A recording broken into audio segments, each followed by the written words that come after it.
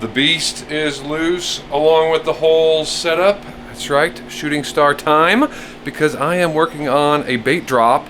Finally, after all the cold weather, we're ready to go, and today is the last color of that bait drop. Figured you guys would like to come along.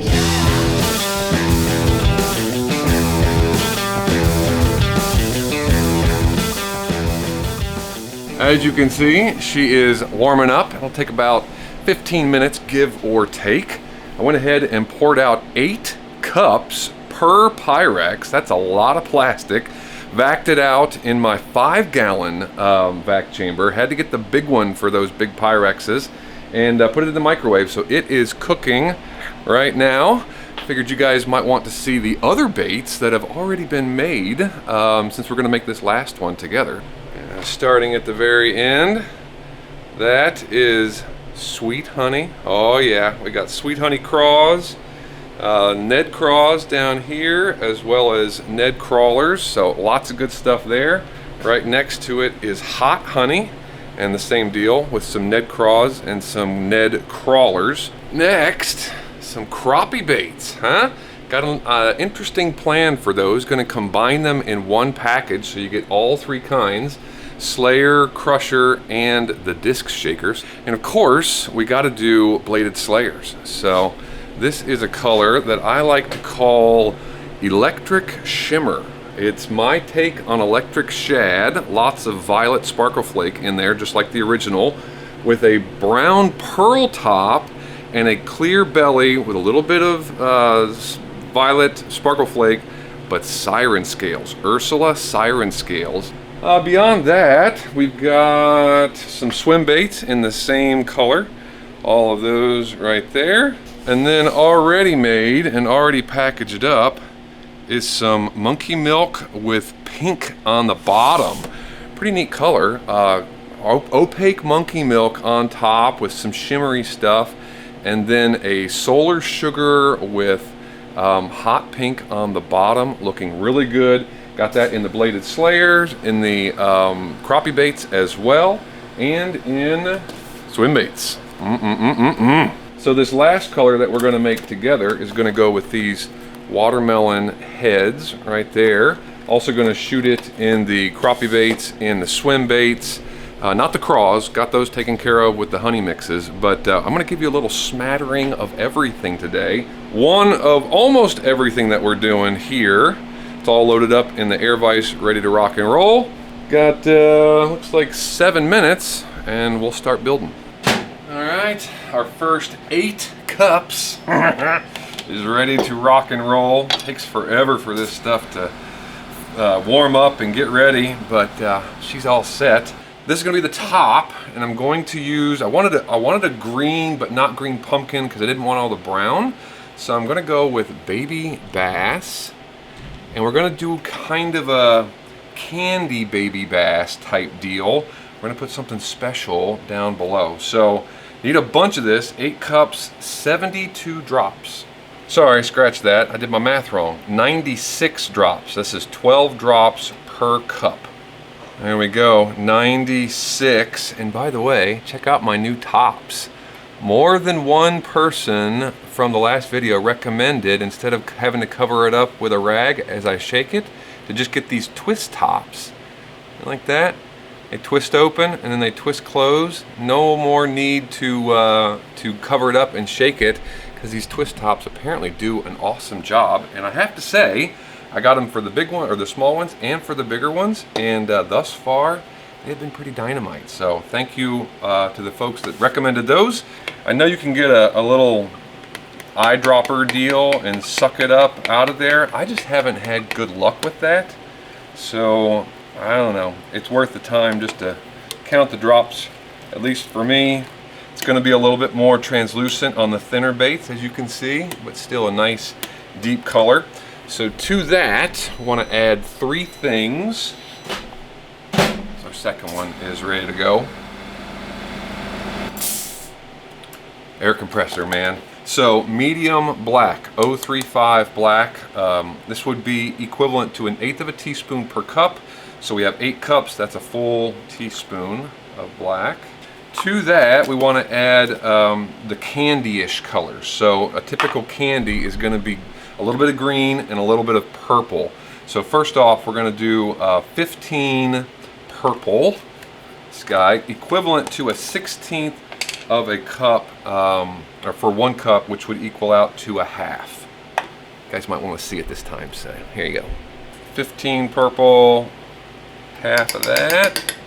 And then to that, the green, as I mentioned, we're going to do 15 green as well.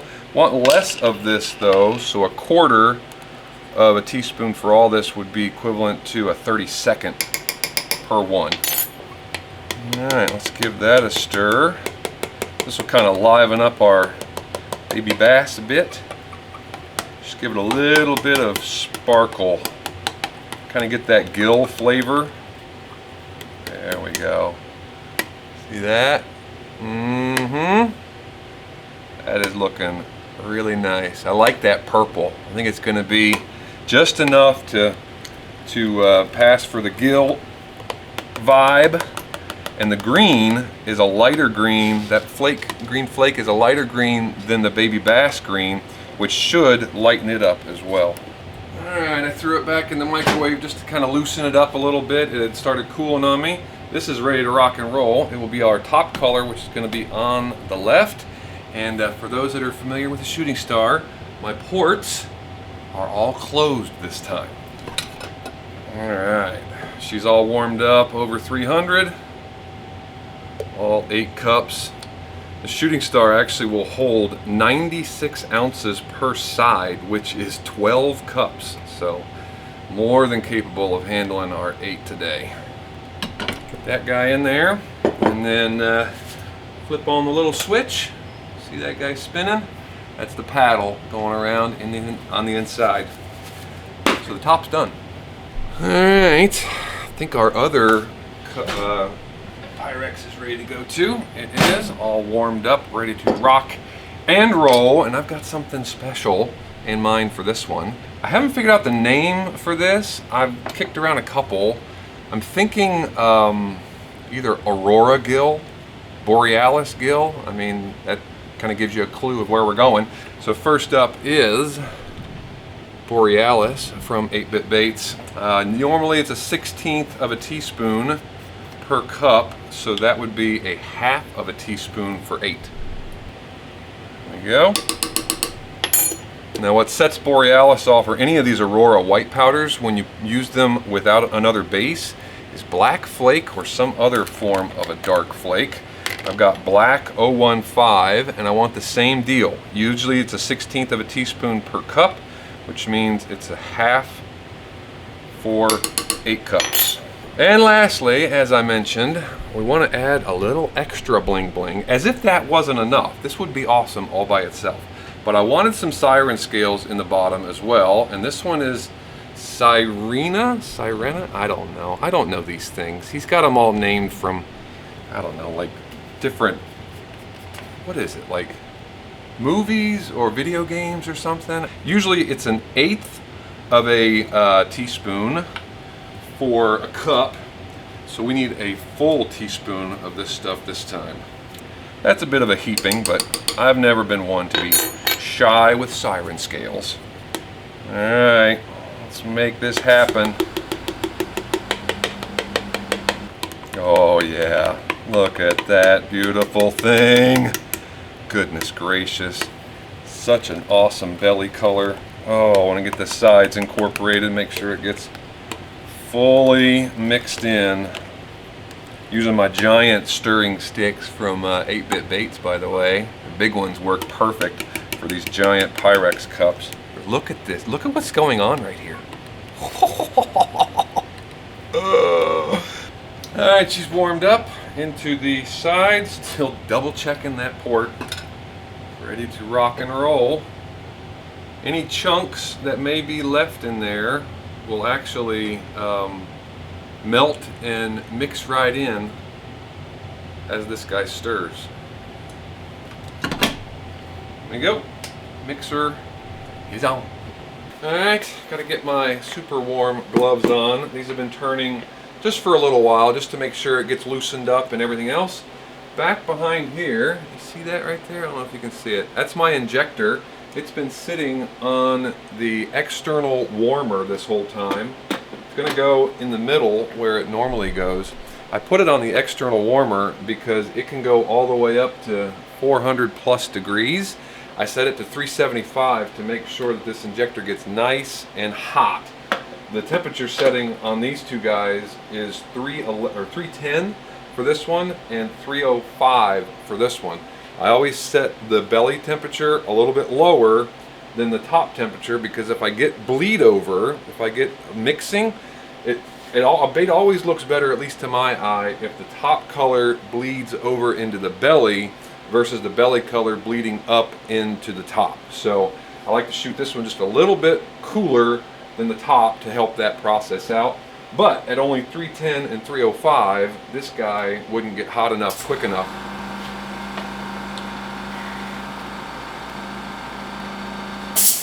Anyway, this guy wouldn't get hot enough quick enough to really be effective. So that external heater is absolutely critical. Use it every single time. That's what she looks like. Don't need it anymore. All right, let's get this guy juiced up here. Got to put it in the middle port because that's going to be our lamination port. And I need to purge this guy. It is warm, as I mentioned, but it needs to be warmer. So a little bit back in. This is just warming up the injector. If you've seen me use the shooting star before, this will look familiar to you. This entire system is predicated on heat. Constant and consistent heat. But for the injector in particular, it really needs to be warm to be its smoothest and to function its best. Alright, I think we're ready for a full pull. There we go. Those were the 3.3 sleigh baits. And we'll spin it. My belly's to the right. This is the Slayer, 3-inch Slayer. And I think we can get through one more. I believe this is the 4.3-inch sleigh bait. Ooh, starting to set up just a bit. Back to the middle. Make sure my handle is to the right so it goes down. So I'm putting the belly color back in the belly side. Bad things happen when the belly side goes in the top side, or vice versa. Next up is the 4.1 prey bait. Oh boy, I hope I have enough room. I don't think I'm going to. Daggone it. Is it gonna fit? Oh, it won't. Shoot. Alright, we gotta skip that one. That was the disc shaker. Oh, that's my compressor's on again. And the crusher at the end. Put the rest back in there.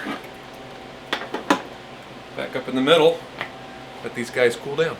Alright, we are all cooled off, ready to check these guys out. I grabbed another disc shaker, clamped it up, and shot it beside this, just so you guys could see it, and I could see it, because I kind of want to as well. Let's check these guys out. Actually, you know what? Let's look at that disc shaker first. Sorry for all the fan noise, but when you're dealing with this much plastic, you got to have lots of fans going. Alright, 2-inch crappie disc shaker. Ooh, yeah.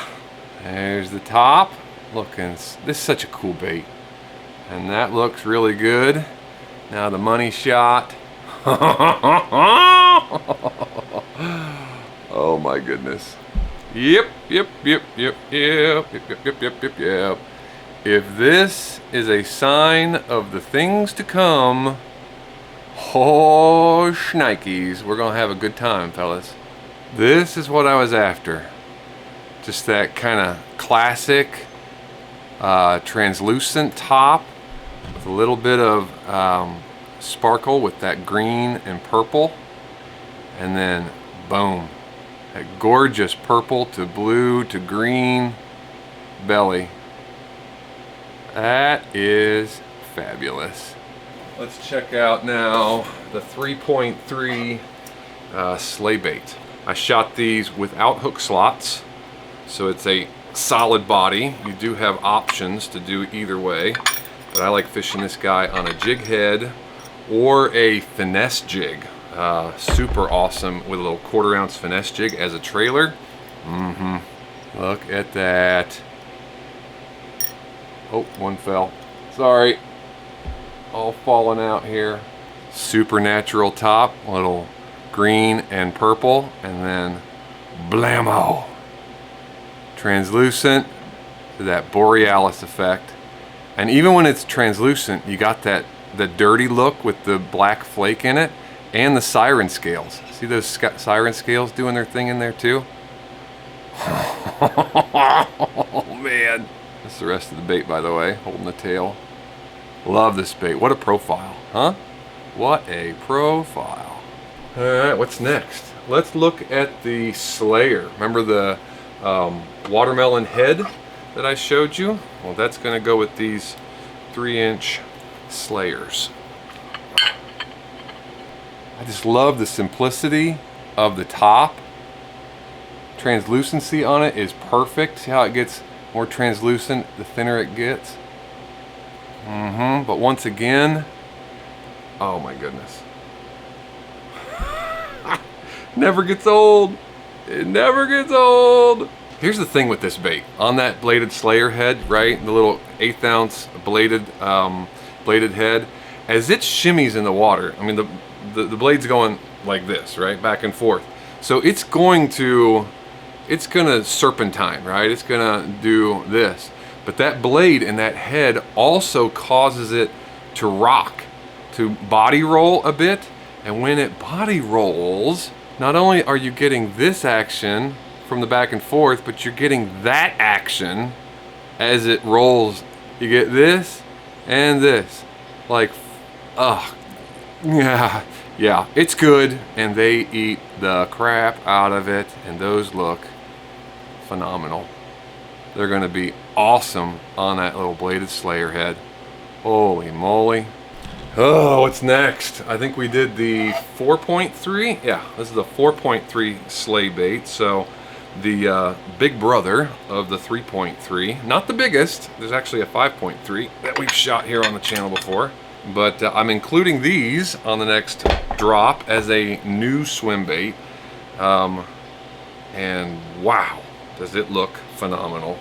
Once again, the profile here, I mean, if you're looking for a shad imitation body-wise, I mean, I suppose this could pass for kind of a green gizzard shad. Got that green top with a clearish, whitish sort of, I don't know.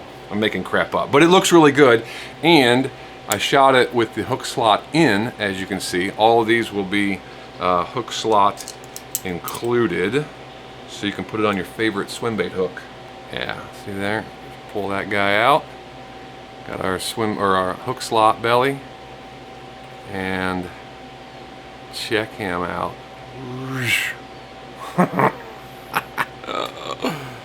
So good. There's a great swim action with this guy too. The tail is a little thinner, so it's not like this big like the 3-inch chunk is like that, like a big boot tail. It's more of a, it's more than a shimmy, but it's not a big flapping deal. So you get a lot of this, which also causes, see that? My hand right there. You get this and you get that, and it just says, eat me. Oh, not to be outdone though, 4.1 prey bait. This is an awesome profile from collaboration with Marling way back in the day, and it still looks just as good as it ever did, and boy does it wear this color well.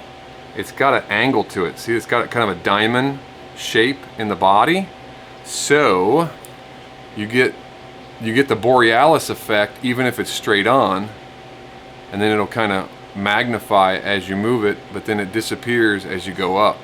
How cool is that? Oh, we got 2 more to go. Both of them are crappie baits. The 2-inch Slayer, little brother, the original I should say, of the Slayer family. Opened up on the Borealis side this time. Goodness gracious. Listen, you can make a whole bait out of that. If you fished in super clear water where if the fish is looking on, you can kind of see through it, but then you get the little twitch deal, man alive. You could make a whole bait out of that Borealis mix. No other pigments, no black to darken it up or anything other than the black flake. Goodness gracious me. Yeah, all day. All day. I think there might be a couple of crappie that find interest in that. Jigging that guy along, even floating under a bobber, right? And it's moving, it's kind of bouncing around. You get that flash. Yes, sir. Last but certainly not least, the cousin to the Bladed Slayer, the Bladed Crusher. I personally, if I had to choose between the two, I mean, I know that 2-inch Bladed Slayer catches the snot out of them, but this guy, I don't know. I just like a fluke, and this guy, the 3-inch version, they have the forked tail, basically a Slayer with a forked tail. I don't know, I just always think it gives you the extra little edge. See that forked tail? Same 2-inch body, just got that fluke style tail on the very end, and it looks just as dynamite as the rest, just with a little extra juice. Wow. Well, I'd say that was a success. I look forward to shooting the rest of this. I got lots of baits to make. You've seen almost all of them. The only ones that I didn't shoot with you today are going to be the 3-inch inshore, which I am going to shoot that for the drop, as well as the 2.3-inch sleigh bait, the little dude, which is going to go with premium heads that have eyes for the Bladed Slayer deal. So if you like the eyes and you like that little swim bait, look out for that one. But I got a ton to shoot because we got like 8 cups, well, about 7 cups left in that bad boy. So thanks for coming along with me on this one. I got to get busy. Appreciate you guys watching, and until the next time, see you guys in the shop.